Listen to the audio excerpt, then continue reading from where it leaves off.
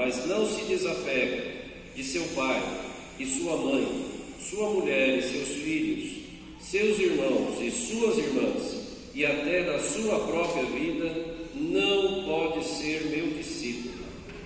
Quem não carrega a sua cruz e não caminha atrás de mim, não pode ser meu discípulo. Com efeito, qual de vós, querendo construir uma torre, não se senta primeiro e calcula os gastos, para ver se tem o suficiente para terminar? Caso contrário, ele vai lançar o alicerce e não será capaz de acabar. E todos os que virem isso começarão a caçoar, dizendo: este homem começou a construir e não foi capaz de acabar. Ou ainda, qual o rei que ao sair para guerrear com o outro não se senta primeiro e examina bem se com 10.000 homens poderá enfrentar o outro que marcha contra ele com 20.000?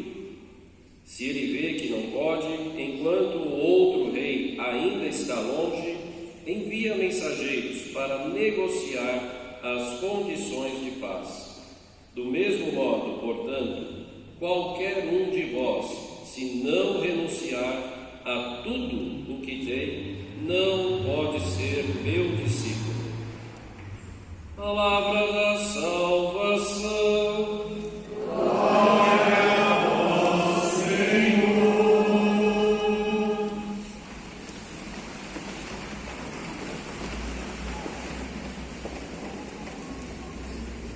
Em nome do Pai, do Filho e do Espírito Santo. Amém. Qual é o homem que pode conhecer os desígnios de Deus? Esta é a pergunta que inicia a liturgia da palavra no dia de hoje, no livro da sabedoria. Realmente, nenhum homem pode conhecer aquilo que Deus tem preparado para cada um de nós, ou aquilo que Ele já preparou e apresentou a cada um de nós para o nosso bem. Mas a grande novidade é que Deus quer se fazer conhecido. Então, nós entendemos também a vinda de Jesus Cristo. Todo o conhecimento do Pai está no Filho, e o Filho veio e nos apresentou a face do Pai, a vontade do Pai, aquilo que o Pai sempre, desde o momento da criação, quis para cada um de nós, que nós fôssemos um povo santo diante dele, porque ele é santo, e ao mesmo tempo um povo que reconhece a seu Deus como Criador e seu Pai. Isso foi também um ponto alto que Jesus Cristo nos deu, quando nos ensinou e nos deixou a oração do Pai Nosso. Quando vocês rezarem, comecem dizendo sempre e reconhecendo que Deus é Pai, né? E Pai de cada um de nós. Entrar então nesse conhecimento de Jesus Cristo implica justamente cada um de nós vivenciarmos esse Evangelho. Nós precisamos ser pessoas que saibam concretamente medir aquilo que você quer para a sua vida espiritual e sua vida temporal. Tudo que é feito e planejado, muitas vezes, se o planejamento e aquilo que você quer fazer não tem uma consistência, um equilíbrio, não tem ali uma certeza de um resultado que pode, em primeiro lugar, agradar a Deus e te fazer bem, porque Deus não quer que você se sinta mal quando você faz as suas escolhas. Por isso ele diz aqui, Jesus hoje, nosso Senhor coloca muito claro: vejam bem, se você quer construir algo, saiba fazer o alicerce daquilo que você está construindo. Se você tem um problema, e ele dá um exemplo aqui como se fosse uma guerra, tem 10.000 homens, você possui, e vai enfrentar 20.000, vai dar certo? Não vai dar certo? Estratégia, armas, colocações, será que eu consigo? Será que eu não consigo? saída. Se você sabe que vai perder, envia mensageiros de paz e faz a paz. E quando a paz ali é tida, se preserva a vida, porque evita que os 20.000 acabem com os 10.000. E também do outro lado, com menos baixas. Assim é uma guerra. E a gente tem presenciado tantas guerras ultimamente nesse tempo, não é verdade? A cada dia a gente vê e sente a tristeza, porque quem sofre com todas as decisões dos governantes é o povo. É o povo que paga, é o povo que perde a sua vida, é o povo que perde a sua casa, que perde o seu trabalho, que perde os seus filhos, as suas filhas, por causa de uma guerra, por causa de interesses, né? Principalmente econômicos, geopolíticos, qualquer coisa que seja. Então, Jesus nos coloca hoje uma proposta. Se você vai até Ele, mas não se desapega de seu pai e sua mãe, sua mulher e seus filhos, seus irmãos e suas irmãs, e até da sua própria vida, não pode ser meu discípulo. Nada, absolutamente nada, que você venha escolher com o próprio Cristo para se tornar um seguidor, pode se antepor. São Bento já dizia isso: nada se anteponha ao amor de Cristo, ao amor de Deus. Porque se você colocar coisas na frente da sua opção com Deus e com Cristo, você não vai concretizar, você não vai efetivar. Seguir a Jesus Cristo é sentir plenamente que você deve buscá-lo, que você deve segui-lo, que você deve compreendê-lo. Isso leva tempo, isso leva muito tempo. Por isso ele fala: deve se desapegar das coisas em que você coloca o seu próprio tempo. E a gente pode entrar na inocência, mas de dizer: será que tudo que eu faço nessa vida, eu tenho que me desapegar? Aquilo que você já faz na sua vida e já tem controle, está equilibrado na sua vida. A grande novidade que Cristo traz é: saia da sua segurança, saia do seu apego ao mundo que você construiu, ao mundo que você domina, ao mundo que você não permite que ninguém entre e modifique. Quais são as coisas mais importantes? Por isso ele toca aqui no algo que é fundamental: seu pai e sua mãe, sua mulher e seus filhos, seus irmãos e suas irmãs, e até da sua própria vida. Seguir a Jesus representa ali, para aqueles que fazem essa opção, um esvaziar-se do peso deste mundo. Jesus não diz que as coisas deste mundo não sejam importantes para a nossa sobrevivência. E isso nós temos que entender muito bem.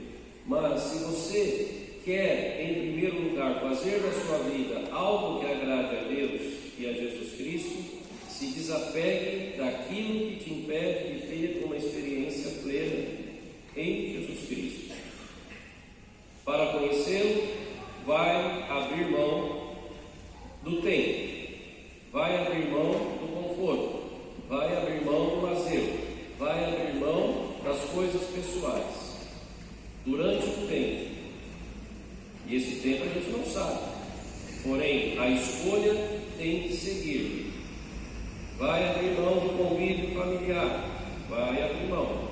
Vai abrir mão daquilo que você mais gosta, vai abrir mão, porque senão a experiência não pode ser de um esvaziamento. E quando se abre mão das coisas, quando isso acontece a nível pessoal, tem que se entender quem está ao seu lado, seja esposa, seja filhos, e entender com amor como é feito na caminhada. Eu tenho isso muito claro na minha vida. Durante 7 anos, a gente aprende a se desapegar. Informação, formação, em trabalho, uma vida que continua, mas um objetivo que cada um de nós temos que cumprir na nossa vida. E esse objetivo leva tempo. A experiência de vocacionado para chegar ao ministério ordenado, ao sacramento da ordem, é um desapego total. Da mesma forma que um matrimônio, da mesma forma. Porque o que importa em primeiro lugar no matrimônio é fazer a vontade de Deus. E se a vontade de Deus está sendo feita, o matrimônio é um exemplo, é uma luz, é um farol para as pessoas que principalmente estão iniciando o matrimônio. E é um exemplo que bota a cada um de nós frente a frente dos desafios deste mundo, né?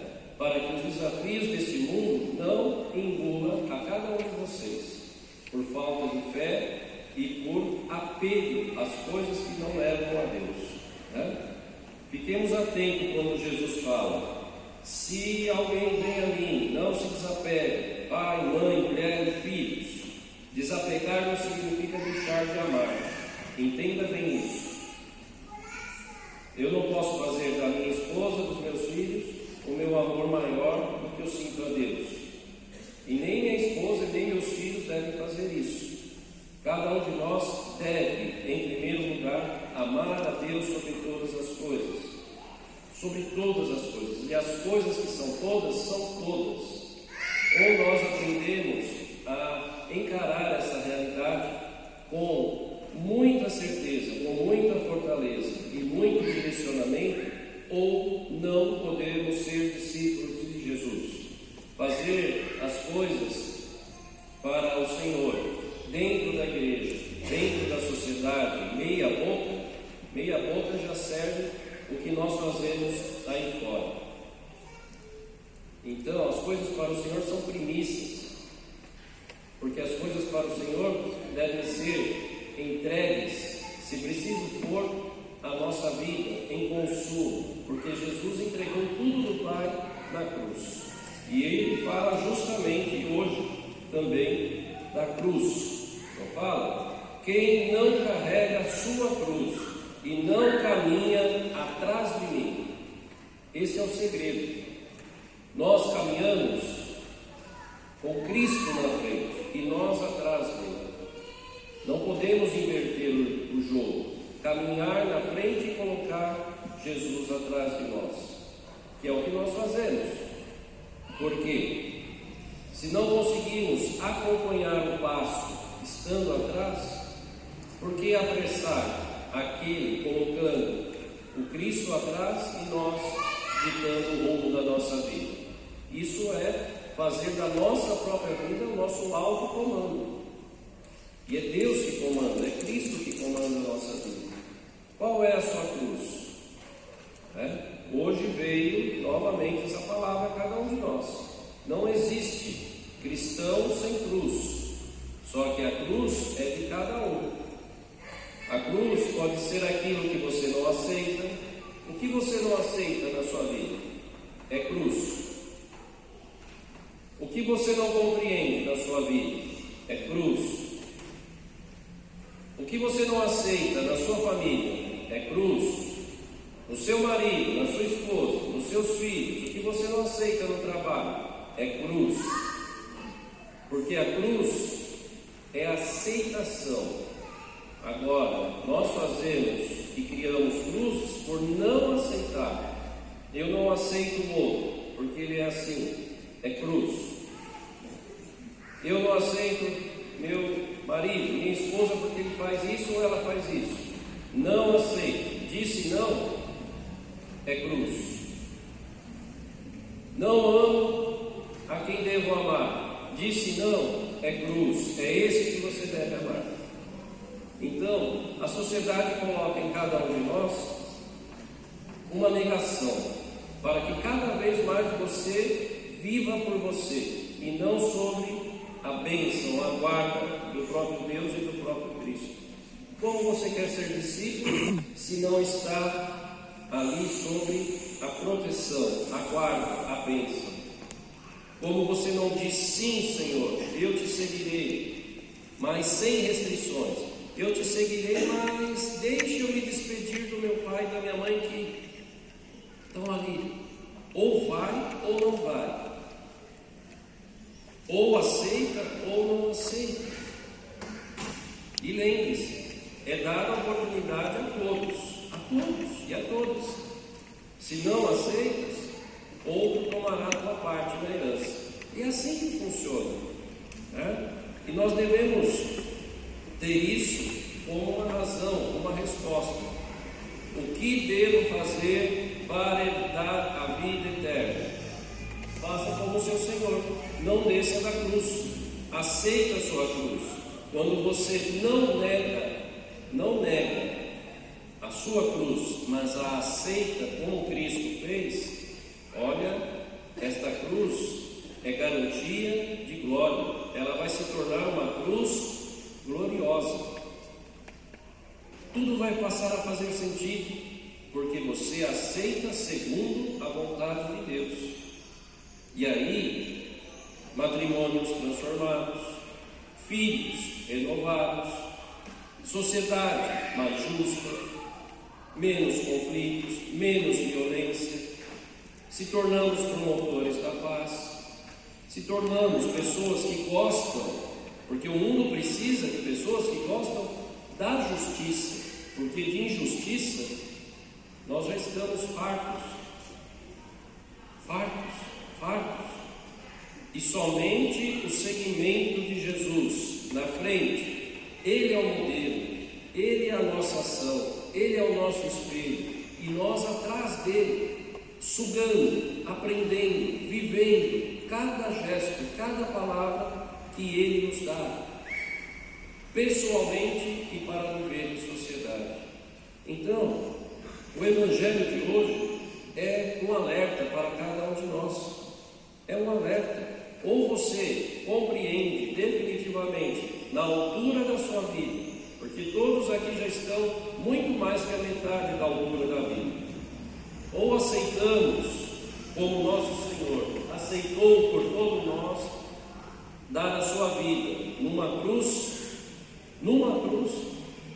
para que se torne também ali nós, seguidores, e também assumamos a cruz de cada um e de cada dia para uma vida melhor, mais digna, mais cheia de fé, com certeza do amor de Deus por cada um de nós.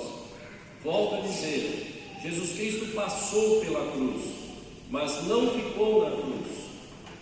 Quando nós ficamos, é porque nós queremos que aquela situação perdure, porque na maioria das vezes você está controlando alguém ou alguma coisa. Por isso que muitas vezes a cruz permanece. Só que permanece com sofrimento para o outro. Para o outro. E você não avança no conhecimento de Jesus Cristo, porque quer manter o controle. Veja Cristo, Ele se entregou totalmente, sem reserva. Ninguém tira a minha vida, eu a dou. E parou na cruz.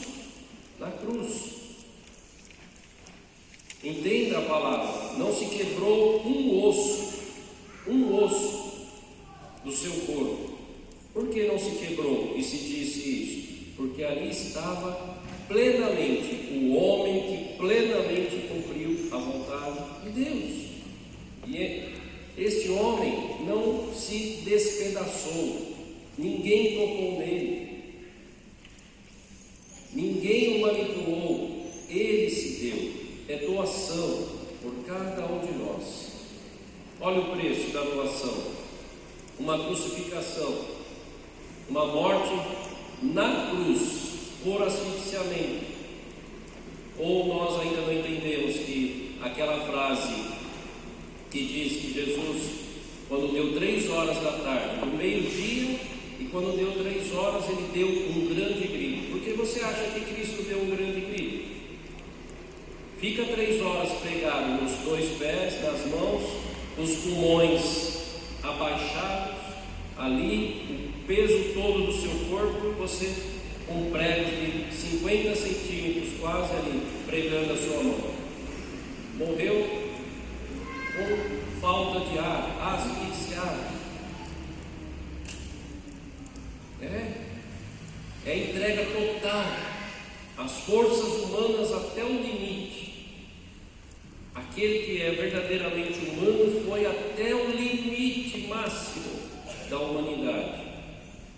E qual foi a graça desse limite máximo? A ressurreição, para tornar a cada homem e cada mulher digno de uma vida eterna, de ressuscitar, vida nova no Cristo ressuscitado, para aqueles que assumem a sua cruz, e deixam ela se tornar uma cruz gloriosa, segundo a vontade do próprio Deus e do próprio Cristo. Então, meu irmão, minha irmã, pense nisso, né? Eu e vocês. O que devo renunciar para experimentar plenamente o amor de Deus em Jesus Cristo? Cada um de nós sabe, basta ter coragem, basta ter espírito de discípulo, basta ter a consciência que é seguir e não passar à frente, e que o resto o próprio Cristo vai ensinar no momento certo, né? Agora vocês vão e anunciem o Evangelho a toda criatura. Essa é a hora. A hora não era no primeiro ano em que ele chamou os 12. A hora foi 3 anos depois. Mas agora chegou a hora. Essa semana escutamos, né? O noivo, quando chega, bate, vai encontrar ali alguém disposto a abrir para experimentar e se alegrar com o noivo. Pois é, a hora chega para cada um de nós. A hora de Cristo chegou, porque a tua hora não vai chegar, e nem a minha. Então, feliz quem o Senhor encontrar vigilante para poder dar essa resposta positiva e segui-lo, sendo discípulo e um discípulo amado, né? Lembre sempre